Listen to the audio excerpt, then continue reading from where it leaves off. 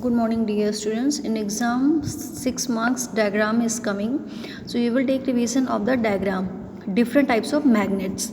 What is natural magnet? You have to draw like this with proper labeling. This is the bar magnet, this is the south pole, this is the north pole, and this is the cylindrical magnet, south pole, north pole, and dumbbell magnet, south pole, north pole, and this is the magnetic needle, south pole, north pole, and this is the U-shaped magnet. U-shaped magnet is called the horseshoe magnet also.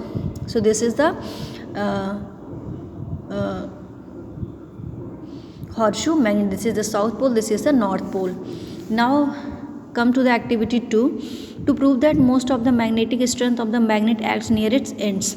What are the materials required for the activity? Plastic plate, about 100 common pins, powerful bar magnet. Method: spread common pins in the plastic plate and place the bar magnet in the plate as shown in the figure 13.6a.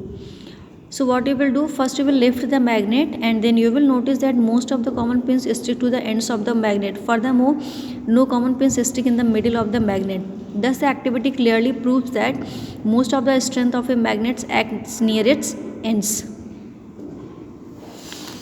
You can see in the diagram, and these ends are commonly called the poles of a magnet. You can see that this is the bar magnet, and when you have to place the bar magnet, then you will see that common pins it attract towards the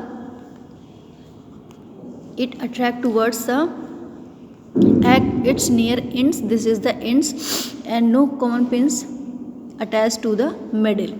So this is the bar magnet. You can see that maximum pins cling at the end of a magnet. So by this activity it is clearly proved that the most of the magnetic strength of the magnet acts near its ends. And then come to the activity 3. To prove that a freely suspended or floating magnet always points in the north-south direction. What are the materials required for the activity? White glass trout, magnetic compass, rectangular or circular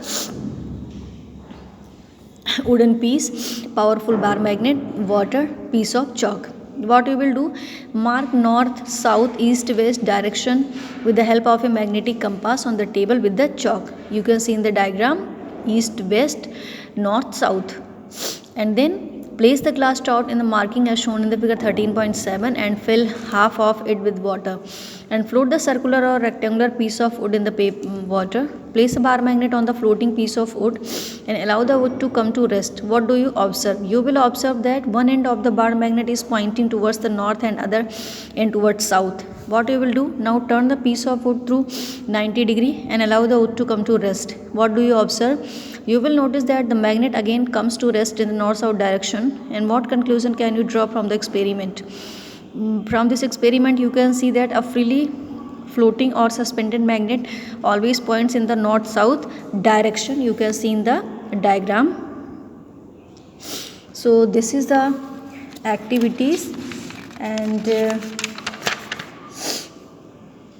this is the magnetic compass. You can see that a magnetic compass is a simple device used by the pilots and navigators to find the direction in which their ship or aeroplane is going. You can see, and it consists of a flat circular aluminum box at the base of which are marked directions like north, south, east, west, northeast, northwest, etc. From its center rises a sharp needle over which place a magnetic needle, and the magnetic needle is completely free to move in any direction, and on the top of the box is fixed a circular glass plate, and by looking at the north pole of the magnetic needle it can find the given direction. You can see in the diagram, this is the magnetic compass. This is the north direction, south direction, east, west.